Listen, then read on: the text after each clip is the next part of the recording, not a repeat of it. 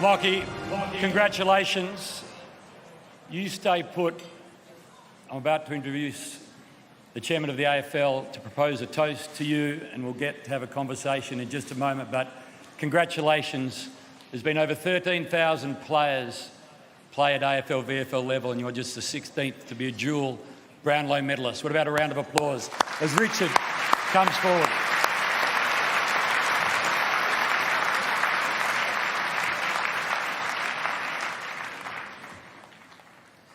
Well, thank you, Hamish and Gil. Great job tonight. Well done on your last Brownlow night. Lachie, it feels like it's a good omen for you to be in a remote place for a Brownlow medal, so congratulations, mate. It's what a magnificent achievement. Such is the calibre of Lachie Neale's talent.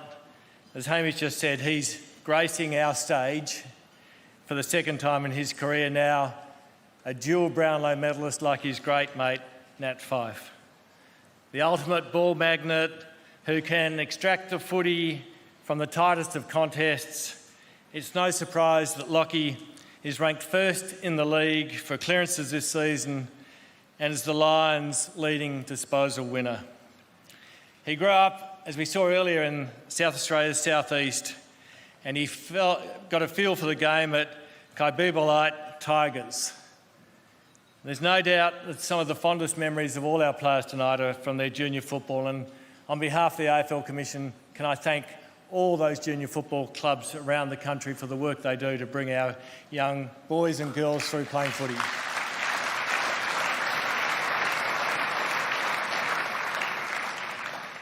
Lachie was taken at number 58 in the 2011 National Draft, and he started his career in purple, where my wife wishes he still was, and white at Fremantle before moving to Brisbane, where he has flourished in the midfield. He's the Lions co-captain, he's a three-time All-Australian, a combined five-time Best and Fairest winner for his clubs. This year he took home the Marcus Ashcroft Medal for performance in the Q Clash. He's a humble player and a true champion of our game. Ladies and gentlemen, please be upstanding.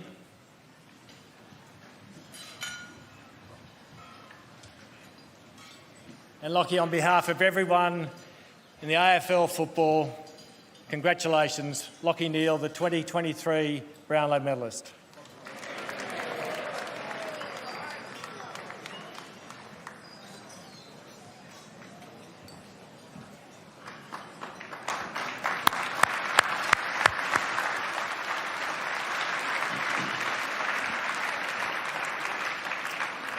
Lachie, we haven't been in the same room before when you've won, but Lachie Neale, dual Brownlow medalist, how does that sound to you? It doesn't sit very well, Haim, at the moment. I'm sure it'll sink in at a later date. I'm pretty rattled, to be honest, so apologies if this doesn't go too well. I did not expect this, and to be amongst some of those names that have won two is unbelievable. Must feel pretty good right now. You're the co-captain of a club that's playing in a grand final. You're in Brisbane for the very best of reasons. It doesn't get much better for a footballer than where you stand right now.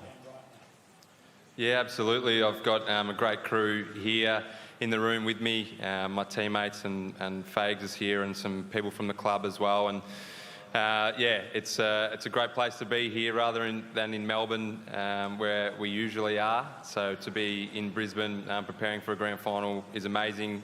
So excited for what's to come this week, not only Saturday but the build up to the game, and I haven't been involved in this week for a decade, so I'm excited.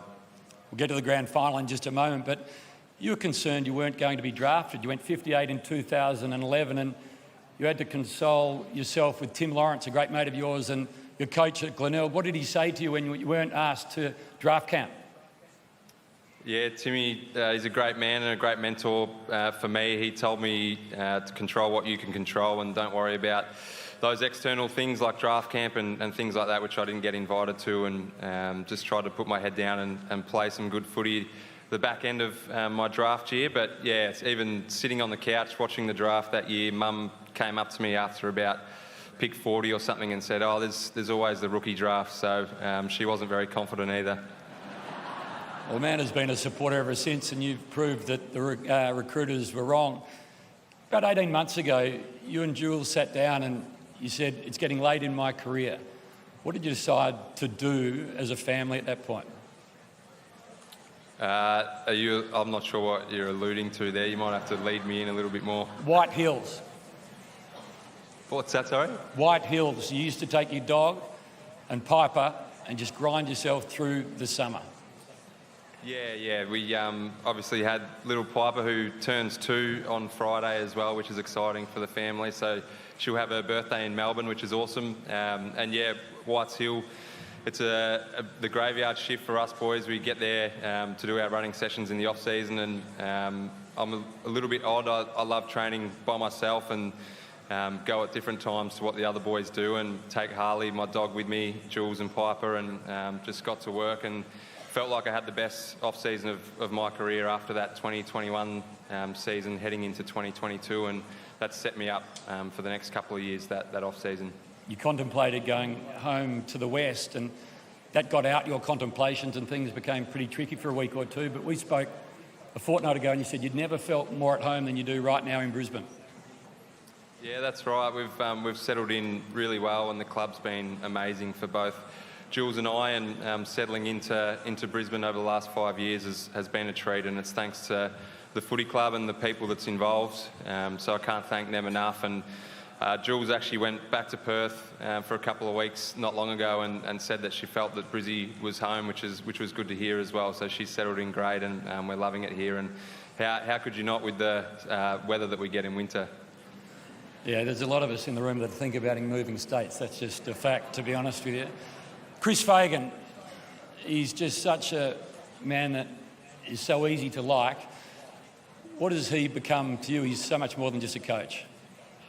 Yeah, absolutely. Fags, ever since I first met with him and decided to come over to Brisbane, he's been, I know a lot of the boys say it, but a father figure for me, someone to lean on, not only with my footy, but life in general. And we speak weekly on all things, not just football. So he's a great person. We're very lucky to have him as our coach, and the club's very lucky to have him involved. So can't thank Fags enough for the trust that he puts in me and what I do on the footy field. He backs me in 100% every single week, even when I probably frustrate him at times. He always backs me in, so can't thank Fags enough. What about your father and your stepfather? They've been huge influences on your footy career. Yeah, both of them self-proclaimed country footy legends, Brett and Robbie, so shout out to them. But no, they had a massive influence on me growing up. Love them both dearly, and I idolised both of them through my junior years and still do. They're great people, which is more important, but they're both people that I can lean on with footy and life in general as well, and I'm very lucky to have the support system that I do around me. You speak about your father and your stepfather. You're a father now yourself. What's being a father given you in terms of perspective and how you go about your footy? Yeah, it's given me great perspective, and especially when we lose, it's always nice to come home when you win, but coming home when we lose, I'm usually a little bit grumpy, and as soon as I walk in the door and see Piper smiling and laughing and getting around me, it just brings me back to the moment, and it wipes away all the, I suppose, letdown of a bad game or whatever. It doesn't seem to matter too much once I see her. Your mother-in-law, Sue, she's a big docker. She was filthy when you went to the Lions and refused to barrack for the Lions. You still got her barracking against you, or she barracked for the Lions this weekend? Nah, she's fully on board now, Sue. She actually said to me the other night that she loves the Lions, so we've got her across the line, I think. Have a think about this weekend. When you close your eyes and contemplate Saturday afternoon, where does your mind take you? I'm trying not to think about it too much just yet, otherwise I get too excited. So, but no, I'm just very fortunate and privileged to be in this position to play off in the last game of the year with my teammates who I love and respect so much. So hopefully we can go out there and put on a good show for our supporters in the club. And at the moment I'm picturing Harris holding up the cup with Fags at the end of it. You're a co-captain. Where will you be? I'll just stand just behind him. Okay. You played in a grand final before as a docker and as a sub. It was in your second year of football. What have you learnt from an experience so long ago? And did you realise at the time how hard it was to get into the grand final? I think that's the thing that I've learnt the most.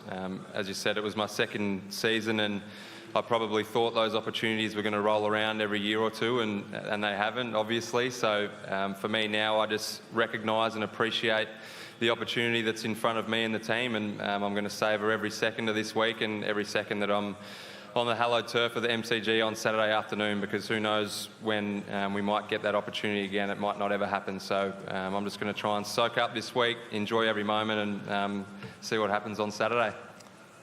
Two Brisbane Lions have won the Brownlow Medal in 01 and 02, Jason Ackermanis and Simon Black, and they played in the grand final that week, both won. Do you believe in omens? That's a deep question. We've got 25 minutes before we have to go, so... The boys are trying to wrap me up to go to bed, so I don't think we have 25 minutes. Okay. The microphone is yours. I'm sure there's plenty of people you'd love to thank. Yeah, well, I haven't prepared anything, so I'll get around to the people that I miss, but starting with the footy club, thank you so much for the last 5 years and what's to come. I couldn't be happier and better placed to play my football where I do, and I feel so very lucky that I get to play for this great footy club and the opportunities that they've given me, starting with Fags, Danny Daly, Greg Swan, all the players, all the staff who put in countless hours of work. It's an amazing place to come to work every day, and I absolutely love every second of walking through that door and being with my mates. So thank you to the whole footy club. Thank you to my family, my mum, my dad, stepdad Brett, stepmum Deb. There's a few to thank, but my family are such a big support for me. They have been my whole career and continue to do so every second of the day. So I'm very fortunate to have them in my life, my brothers and sisters. I've got too many to name, but I love you all. Thank you so much. Can't wait to see my whole family together this weekend. It'll be amazing. So looking forward to that. To Jules, my wife, she's my rock. She puts up with way too much from me. So thank you very much. I love you.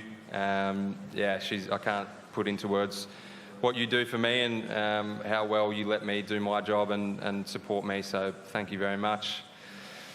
I'm sort of done, I think. I'm exhausted. I need to get to bed. But no, thanks everyone. I hope you have a great night in Melbourne. Sorry I'm not there. Or I'm not actually that sorry. I'm pumped that I'm not there. But I'll see you on Saturday. But thanks very much, guys. Appreciate it. Well done, Lachie.